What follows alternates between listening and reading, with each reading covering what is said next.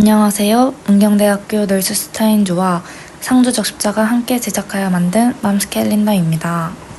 맘스 캘린더는 임산부님들께 다양한 정보를 제공하고자 제작하였습니다. 맘스 캘린더에 대한 내용들을 자세하게 설명해 보도록 하겠습니다. 1, 2주차에는 수정 후 자궁벽에 착상을 합니다. 3주차에는 수정란이 세포 분열을 합니다.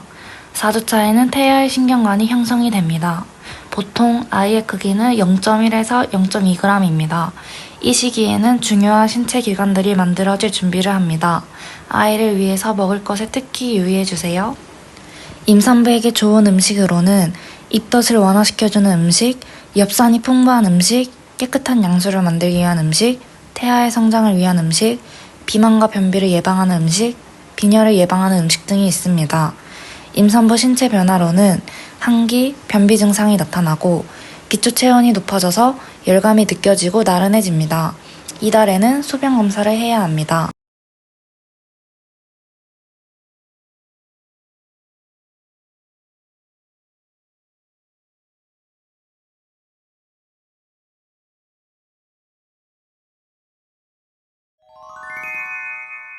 두 번째 장에는 5에서 8주차 태아의 변화, 피해야 할 음식이 설명되어 있습니다.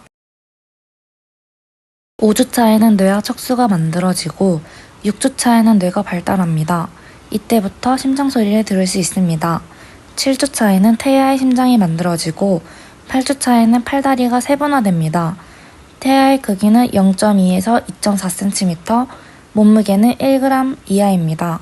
중요한 장기들이 형성되고 눈, 귀, 코 같은 얼굴이 만들어지고 몸통이 구분됩니다. 임산부에게 좋지 않은 음식으로는 날 것의 음식, 가공식품, 저온 살균을 하지 않은 우유와 치즈, 고함량 카페인, 수분 함량이 높은 생선, 찬성질의 음식, 생강, 탄산음료, 파인애플, 식혜 등이 있습니다. 임산부의 몸에서는 구체적인 변화가 시작되는데 유방이 아프고 팽창한 느낌, 5주차부터 입덧이 시작되어 12주차쯤에 서서히 사라집니다. 이달에는 아기집 확인 겸 초음파 검사, 태아 심박동을 확인해야 합니다.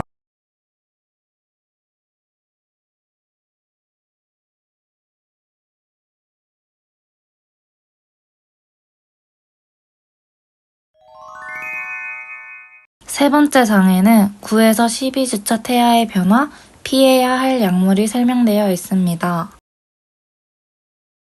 9주차에는 손, 발가락이 분리되고 10주차에는 태아의 생식기가 형성됩니다. 11주차에는 태아가 급속도로 성장합니다. 12주차에는 태아가 2배 정도 더 자라게 됩니다. 보통 태아의 크기는 4.5cm, 몸무게는 20g입니다. 주요 신체 기관이 완전히 형성되어 생식기가 발달하고 아기의 성별을 구분할 수 있습니다. 주의해야 할 약물로는 다량의 비타민 A, 부설판 항암제, 합성 에스트로겐 약제, 스테로이드, 아스피린, 고지혈증 치료제, 와파린 항응고제, 탈모 치료제, 여드름 치료제가 있습니다. 임산부의 몸에서는 임신 3개월 초기 유산이 가장 많이 일어나는 시기로 주의해야 합니다. 질 분비물이 많아지고 호르몬의 영향으로 감정 기복이 매우 심해집니다. 이달에는 태아의 발달 정도를 측정하고 유전적 결함을 확인하는 정밀 초음파 검사가 필요합니다.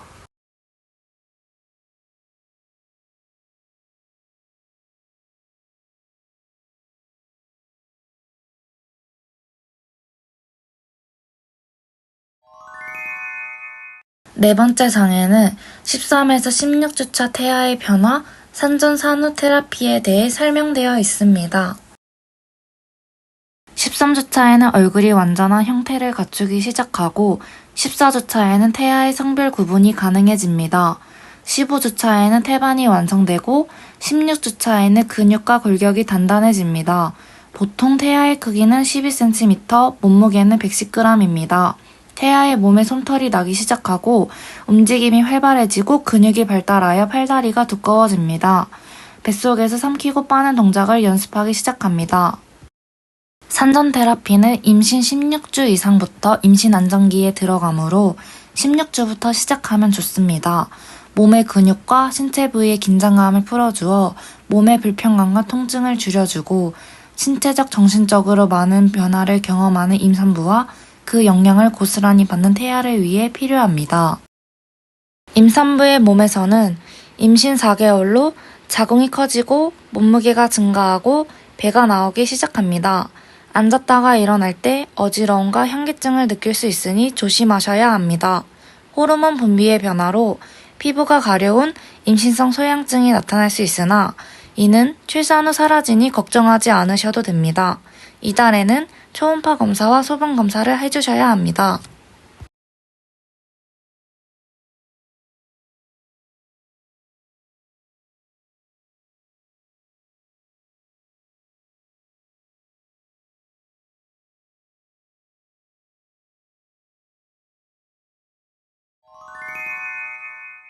다섯 번째 장애는 17에서 20주차 태아의 변화와 아빠가 해야 할 일 파트 1에 대해 설명되어 있습니다. 17주차에는 피하 지방이 생기고 18주차에는 심장의 움직임이 활발해집니다. 19주차에는 뇌가 가장 크게 발달하고 20주차에는 감각기관이 발달됩니다. 보통 태아의 크기는 16cm, 몸무게는 300g입니다. 태아의 머리가 몸 전체의 3분의 1을 차지하게 됩니다. 심장박동 소리가 강해지고 엄마의 감정을 똑같이 느끼는 시기입니다. 임산부를 위해 아빠가 할 일은 함께 병원에 방문해주는 것입니다. 아내의 정기검진일을 미리 알아두어 병원 방문 시 함께 가주고 태아의 건강 상태를 직접 확인하며 아내와 함께 임신의 기쁨과 걱정을 공유해주면 좋습니다. 임신으로 인해 신체적인 변화로 자신감을 잃거나 우울해할 수 있기 때문에 임신 전과 다름없이 사랑스럽다는 표현을 적극적으로 하고 애정 표현을 듬뿍 해줘서 자존감을 잃지 않게 해주셔야 합니다. 임산부의 몸에서는 5개월로 허리선이 사라지고 가슴이 눈에 띄게 커집니다. 보통 이 시기에 처음으로 아기의 태동을 느낄 수 있으며 빈혈이 생기기 쉽고 치질이 생길 수 있어 조심해야 합니다. 이달에는 초음파 검사와 소변 검사를 하셔야 합니다.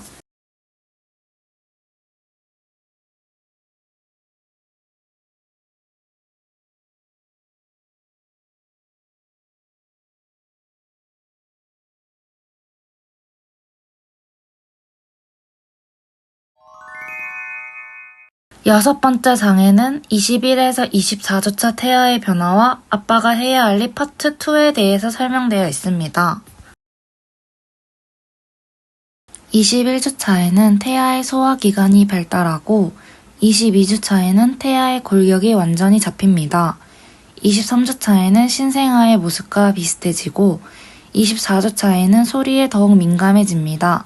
보통 태아의 크기는 20cm, 몸무게는 630g입니다. 시각이 발달하여 태아는 눈을 뜨고 빛에 반응하고 눈썹과 속눈썹, 머리카락 등 모발이 자라기도 합니다. 태아가 양수를 마시고 뱉거나 오줌을 누기도 합니다.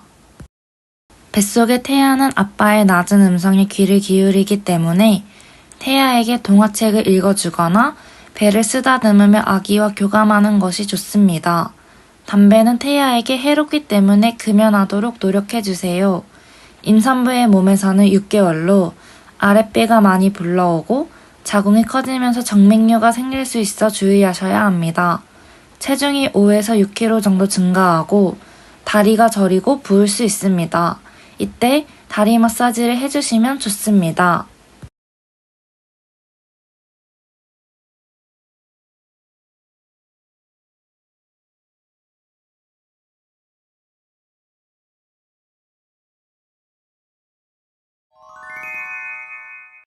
일곱 번째 장에서는 25에서 28주차 태아의 변화와 산정관리 방법에 대해 설명되어 있습니다. 25주차에는 태아의 피부가 불투명해지고 26주차에는 폐속의 폐포가 발달합니다. 27주차에는 태동이 매우 심해지며 28주차에는 뇌조직이 발달합니다. 보통 태아의 크기는 25cm, 몸무게는 1kg이며 사람다운 형태가 보이는 시기입니다. 태아가 출산을 대비하여 머리가 골반 아래로 향하게 됩니다. 고환이 음낭으로 하강하는 시기이기도 합니다. 산정관리는 첫 번째로 부종 케어를 합니다. 체내 수분 비축 현상으로 출산 시 혈액 유출을 대비하여 혈액을 다량 생성하기 때문에 체내 수분이 많아지면서 부종이 발생합니다. 두 번째로는 스트레스를 컨트롤하는 것입니다. 임신 중에는 프로게스테론과 에스트로겐의 양이 급격하게 증가하는 등 호르몬의 불균형으로 인한 불안, 우울의 감정이 겪으며 스트레스를 받을 수 있습니다. 임산부의 몸에서는 7개월로 배와 유방 주위에 검붉은 임신선이 나타납니다. 허리와 갈비뼈의 통증을 느끼게 되고 배가 단단해졌다가 아니었다가를 반복하기도 합니다. 안정기이지만 조산할 위험이 가장 높은 시기이므로 무리해서 움직이지 않도록 해야 합니다. 이달에는 임신성 당뇨 검사와 빈혈 검사를 해야 합니다.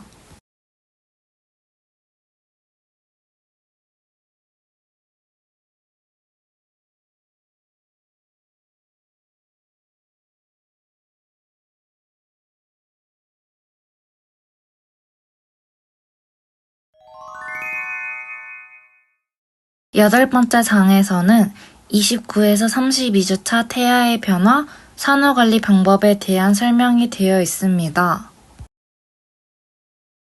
29주차에는 빛을 감지하고 30주차에는 생식기 구분이 뚜렷해집니다. 31주차에는 폐와 소화기관이 완성이 되고 32주차에는 태아의 움직임이 둔해집니다. 보통 태아의 크기는 28cm, 몸무게는 1.5에서 1.8kg입니다. 폐가 완전히 발달하고 태아는 호흡 동작을 더 자주 연습하는 시기입니다. 초음파를 볼 때 다양한 표정을 볼 수 있으며 엄마와 아빠의 목소리를 더 잘 듣게 되니 말을 더 많이 걸어주면 좋습니다. 산후관리로는 비만과 셀룰라이트 관리가 있습니다. 비만 해소를 위해서 보존 관리가 필요합니다. 또한 충분한 수면과 안정이 필요하기 때문에 편안하게 쉴 수 있는 공간이 마련되어야 합니다. 임산부의 몸에서는 8개월로 쉽게 피로를 느끼고 소화불량과 위가 쓰리는 증상이 나타나게 됩니다. 주기적인 자궁 수축이 일어나서 배가 단단히 뭉치는 현상이 나타납니다. 부종이 생기기 시작하여 자다가 다리에 쥐가 나서 깨는 경우가 빈번해집니다.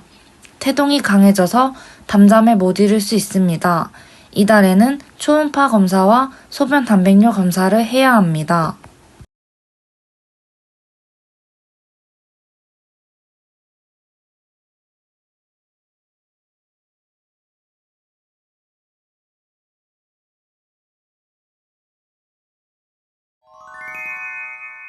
아홉 번째 장에서는 33에서 36주차 태아의 변화와 임산부가 바로 병원에 가야 할 경우에 대한 설명이 되어 있습니다.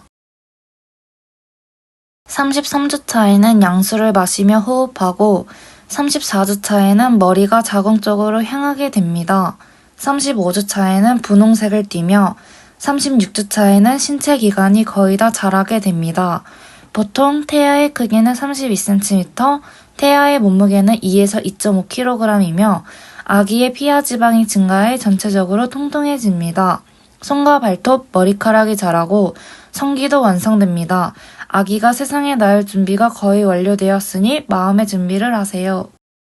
하열이 있거나 얼굴이나 손이 심하게 부어오를 때, 머리와 배가 심하게 아플 때, 축구 떨리면서 열이 있을 때, 지속적으로 토할 때, 태아의 움직임이 24시간이 없을 때에는 즉시 병원에 가셔야 합니다.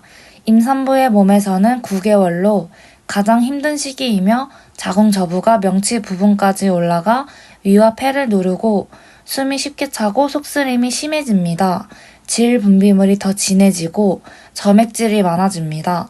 소변 보는 횟수가 늘어나고 잔뇨감이 있기도 합니다.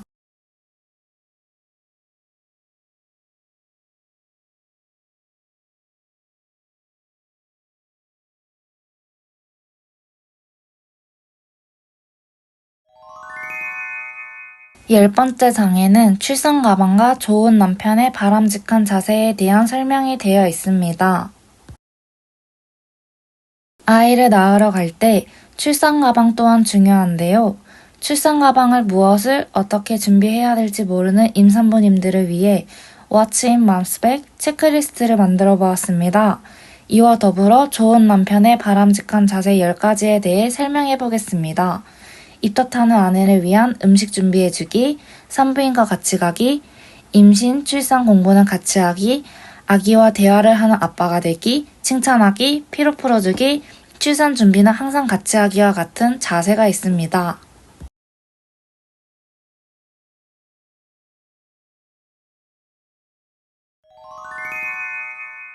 11번째 장에는 예방접종에 대한 설명이 되어 있습니다. 아이를 낳고 예방접종은 매우 중요한 일입니다. 첫 번째로 B형 간염은 생후 0에서 1주에 1차 접종, 1개월에 2차 접종, 생후 6개월에 3차 접종을 하면 됩니다. BCG는 생후 0에서 4주에 1회 접종하면 되고 DPT는 생후 2, 4, 6개월에 접종하면 됩니다. IPV는 2, 4, 6개월 접종 후 4에서 6세에 추가 접종이 필요합니다. MMR은 홍역, 볼거리, 풍진의 혼합 백신으로 12에서 15개월, 만 4에서 6세 총 2회 접종하면 됩니다. 홍역은 급성 발진성 바이러스 질환으로 전염성이 매우 높으므로 주의해야 합니다. 백신 접종 후 목욕은 피해 주시고 30분 정도는 병원에 머물러 주셔야 합니다.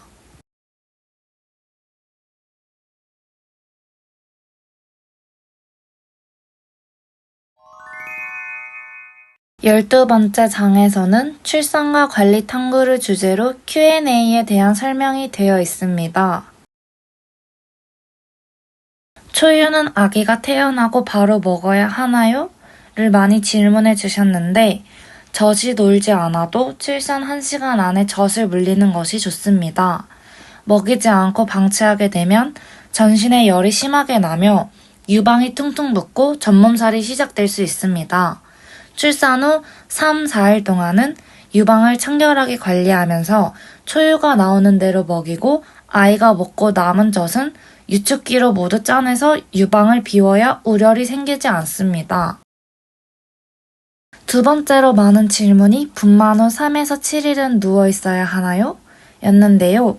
분만 시 늘어난 근골격계가 제대로 회복될 때까지는 무리한 동작은 피하는 것이 좋습니다. 하지만 지나치게 안정만 취하는 것도 좋지 않습니다. 걷기와 적당한 운동을 해야 회복도 빠르게 됩니다. 누워만 있으면 다리나 골반 내에 정맥에 피가 응고되고 혈관을 막는 혈전색전증이 생길 위험이 있기 때문입니다.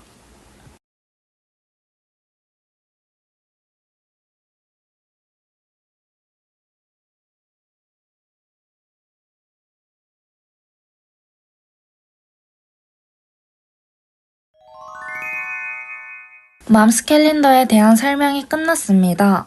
이 달력을 통해 임산부님들이 다양한 정보를 얻고 출산 준비를 보다 원활하게 할 수 있기를 바랍니다. 지금까지 문경대학교 널스슈타인즈와 상주저식자가 함께 제작하여 만든 맘스 캘린더였습니다. 봐주시고 들여주셔서 감사합니다.